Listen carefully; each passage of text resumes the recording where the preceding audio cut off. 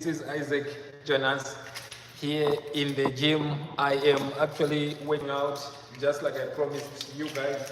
I'm gonna be working out Monday to Friday, God willing, every time that I can. And I'm so excited today to be doing my day 9. I started this challenge 8 days ago, and it's been really remarkable.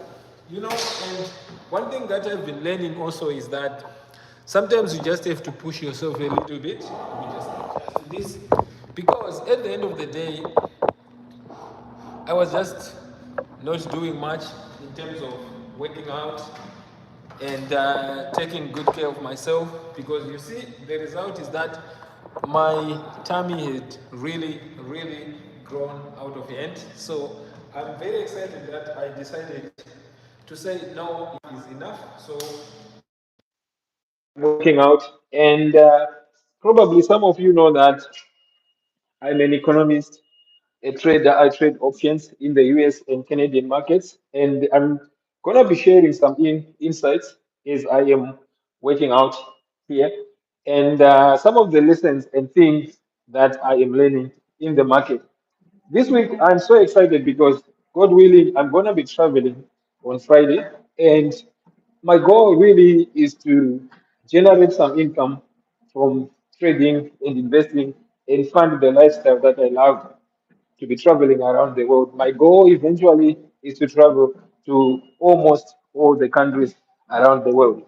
But that requires me to think strategically, to do it well, and also stay healthy.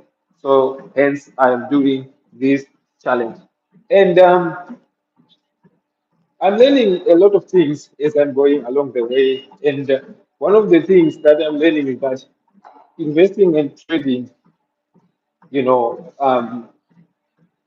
you really have to understand the things that you trade and invest in. That's the key thing. And I shouldn't just jump in anything and everything that I see unless I do my own research. So that has been a key learning moment. And like I always say, anything and everything that I share on this platform is not supposed to be taken as investment advice.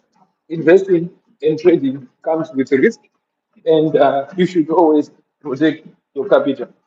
It's very important to protect, to preserve your capital, and then grow it. So I coach clients, and most of the things that I've been learning is that people have different risk. People have different goals when they invest.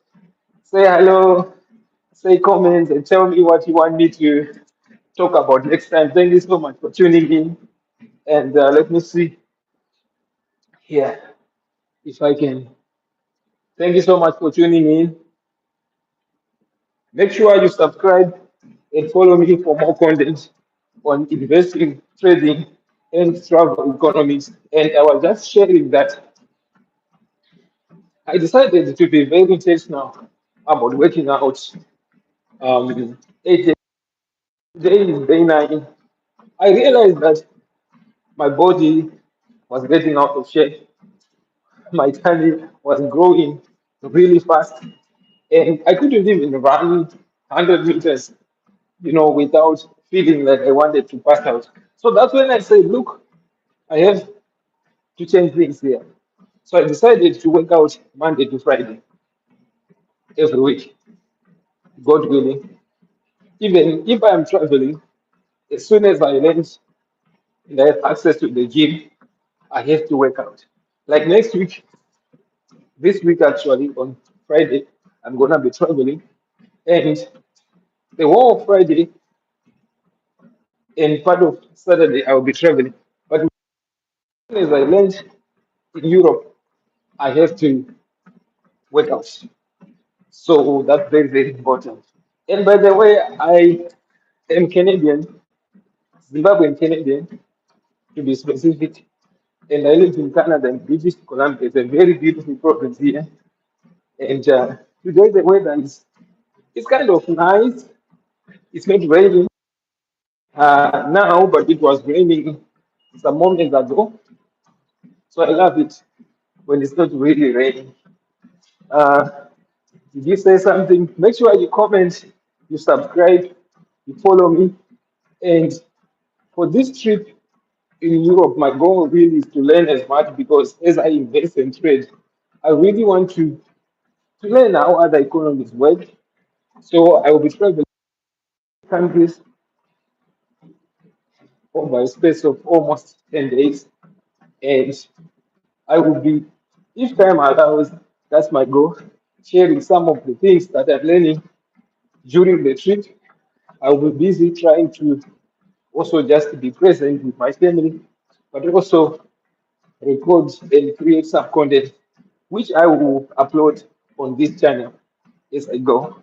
Because some of the content requires me to edit, sometimes even to to take time to make sure that whenever I share the content, it's of the highest quality that I can produce. Now, as you are sharing me, hopefully, sharing me workout, I want you guys to ask me some questions. Make sure you put them on the comments. Some of the things that you guys would want me to talk about that is limited to, let me say, ask me anything about investing, trading, and also travel economics. My background is I'm an economist, and I love to see the world and try to make sense out of it. For example, I have been observing that for our hybrid Toyota Corolla 2024. And I was just editing a video I did for that. It's gonna be coming out soon. I'm gonna remain it to go out on Wednesday this week. I'm really learning that each time that we fuel the gas tank on the hybrid, it's more expensive to buy premium gasoline, but suddenly our car is more efficient when we buy premium. When we used to buy regular gasoline, it didn't last long that it does when we do with premium. So I've been kind of like monitoring that, and for sure, I think for almost 2 months, I've been observing that for 1 week, usually it's my wife would use the car most of the time to go to work. I work remotely. We tend to, in a week, out of the 8 gauges on the tank, fuel tank, every week, if we do premium, the tank will be, at the end of the week, will be half full. In other words, I will have used half of that. But if we do regular, the tank will be quarter full.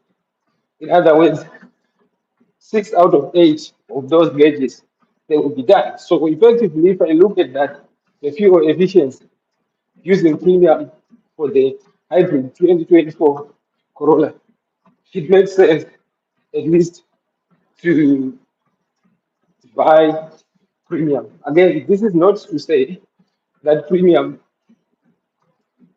gasoline is for everyone or it's cheaper, it's a bargain. It's not a bargain necessarily, but they are new in this, right? In terms of the efficient octane conversion. I'm not an engineer, but I was just researching to say, look, this is really interesting. We have actually been saving money here, right? Because now for the same full tank, you can go for almost 2 weeks, right? Doing like that is 10 days, 5 days, right? And for the same amount, the fuel tank, it was going to be 1/4, right? 2 out of 8 on that gauge. So it had to be refueled more often. Again, I have to look at the dollar balance, right? To say how much per liter is the premium versus the regular. But my simple math tells me that it makes sense. It's in this case, particular case, it makes sense to do premium. But as an economist, I had to just go deeper and look at the economics in the oil markets. And then I ended up realizing that, oh, Canada actually, I know we produce a lot of oil. We are a big oil producer. But in terms of the oil consumption, yes, we produce a lot. Most of the refining capacity is geared towards Canada, about 1.6 million barrels, right? Um, in 2023, we in Canada, right, for domestic consumption. But most of it goes down to the US because the refineries that are geared for the kind of crude oil that we have, that is heavy, that we have in Alberta. So it's refined there, and then we buy it as Canadian as at the world price, which is higher, right? But we produce this oil, crude oil, ship it, export it to the US, and then it's value added, right? In Texas and other parts of the US that have the capacity to refine our kind of crude oil that we have. And then you see that Canada very is not as densely populated as other countries. You see that most of the Canadian population is in Ontario, right? So Ontario, Quebec, Newfoundland and Labrador, right? Now they import most of the fuel from the US, right? Because it makes sense because it's closer to the coast, right? But it's our oil that we produce. But now, when I dug deeper, I realized that, okay, there's so much in that. The US consumes most of the fuel, followed by China, and then you have other countries, of course, Russia, OPEC, Saudi Arabia, and those countries, OPEC plus, pretty much set the prices for oil. Because if you are looking at US in terms of also their production, their consumption of oil, right? You are looking at the WTI, what we call West Texas Intermediate crude and Brent. That's more like the world price of oil, right? So we are talking of the US, China, Russia to an extent, Saudi Arabia, but OPEC plus, that block of oil and petroleum exporting countries. These guys, they produce, they influence the supply side as well as the demand to an extent. So I found it to be very interesting. So watch out for that video and tell me what you think. Like what, like, why am I paying a lot of money as a Canadian on the pump, but we have a lot of oil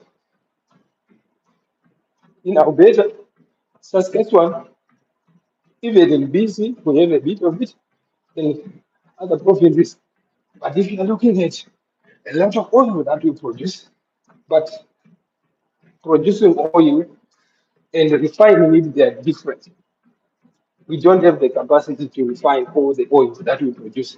But for our domestic consumption, yes, we can meet to an extent some of the domestic demand. So I thought that was very interesting that I then researched. So I did a video that I will be uploading on Wednesday this week so that you guys can watch. And because I'll be traveling, I did another video that I was editing as well, updating you guys about the portfolio performance, the trades that I closed today, and the plan, God willing, is to schedule the video to go out on Sunday. By that time, I will be in Europe preparing for the more exciting engagement that I have over there. So I'm gonna edit the videos, schedule them to go out on the channel so that you guys will have some content to watch whilst I will be away. And I'm hoping everything constant I will do some live videos from my trips and share what I'm learning about money, investing, trading, and people and culture. I'm really looking forward to this. Now, if you haven't subscribed, please make sure you do. If you want to learn how to trade options and invest in the stock market, you can book a one-on-one coaching program, one-on-one coaching session on www.streetwiseeconomics.com. That's my website. You can see it on the channel here. You can see my website. And I'm also working on some educational material. I have two manuscripts that I got feedback on. I want to share with you guys how I've been, at least for this year, consistently generating income. And I'm aware it's a bull market. Most people are making money, but there are also people who are losing money. But I'm documenting what I'm learning in terms of the option strategies, how I'm consistently generating income with what I think is limited risk compared to if I was just buying and selling stocks. Options allow me to generate some income by selling cash security. I've shared some videos on this channel. I get email. The key is I want cash flow. I want to travel. I want money to pay for the business expenses, living expenses. So options, by me selling options, I deeply understand, not just every stock. And there is specific criteria. I'm always honest with that. I haven't really gone deep into the comments from my professor mentor. He shared with me. And one of the things that he pointed out when I saw the memo that he shared was that I should make sure that I highlight the risks. That still comes with the strategies that I use. Even though for now I have been a profitable trader, and that's very, very important for you to be aware of that. In the market, you hear someone who says, okay, you have a guaranteed return of X amount, except maybe if it's a fixed instrument, for example, of a money market fund that says, okay, after 6 months, 1 year, you know, you get this your principal run with your wallet. Be careful because sometimes the market is very volatile. It goes up and down. If you look at the S&P 500, broad basket of about 500 companies that constitute the S&P 500, you're looking at almost over 30% sector, energy, consumables, staples. Those constitute the S&P 500. Some years, last time I checked, it's probably 503 because there are some companies such as Berkshire Hathaway, that is Class A and Class B shares, Google and Alphabet, the few types of shares, and that kind of makes it more than 500, but broadly it's 500 companies. Now, it has consistently generated an average of 10% per year. If you look at data from, let's say, 1928 to present.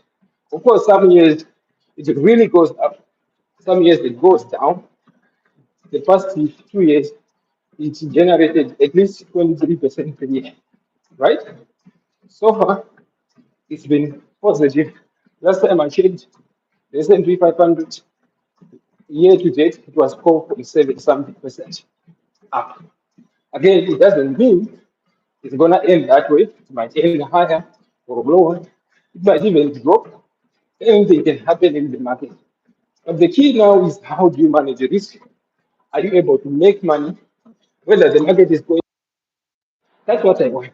I want to have consistent cash flows, free cash flows that I get to pay for my bills. So that's the strategy that I use. If you have any questions, pass them along on the comments. I'm gonna be incorporating them in the videos that I make. And I really appreciate you guys supporting me by subscribing, by watching, by liking, share my channel. so that the YouTube algorithm can also grow. I'm not yet monetized, but I'm hoping soon. The growth has been very interesting over the past 20 days. But honestly, I would appreciate that. But I think for me, it's more so like it's something that I'm passionate about, sharing educational material. So I, those two book manuscripts, I want to publish them as soon as I incorporate those. I just want to make sure that at least I address the feedback that I got from my mentor, who is a retired professor, but also I'm developing some options trading, options courses, and I want to do some boot camps where I have people from different parts of the world. We talk about investing, trading, and share some of the strategies with real results. One thing that I like to be honest with people is when I lose money, yes, I can share with you. When I make money, I share with you. It's the whole package. I don't want to be coming to you guys only sharing like, oh, my portfolio is up 80%, it's up 35%. But when it's down, I want to be transparent and make sure that I bring that completeness in the information that I share with you. So I'm very grateful for you guys watching. I'm gonna be going to my Facebook audience to just share with them because I promise that for the next 20 business days, I'm gonna be doing this almost every day and sharing with you guys. Let me see if there is anything that you guys said here that said hello. Thank you, Train and the bus. Thank you so much. Hello, I'm good. Where are you watching from? Thank you so much for the 5 people who are watching and supporting me. I'm trying to dismantle these guys. It's not easy, but in life you have to push yourself, right? So thank you again. I really appreciate you guys, and I don't take it lightly. Make sure you subscribe to follow me, and I will see you, God willing, tomorrow again. Tuesday, Wednesday, Thursday. Friday, I'll be traveling to Europe, so I'm not going to be able to do live. I will only be in Europe, God willing, on Saturday. So I'm going to make up, work out on Saturday because on Friday, I won't be able to work out. So thank you so much. I really appreciate you guys. Take care and stay streetwise. Bye bye for now.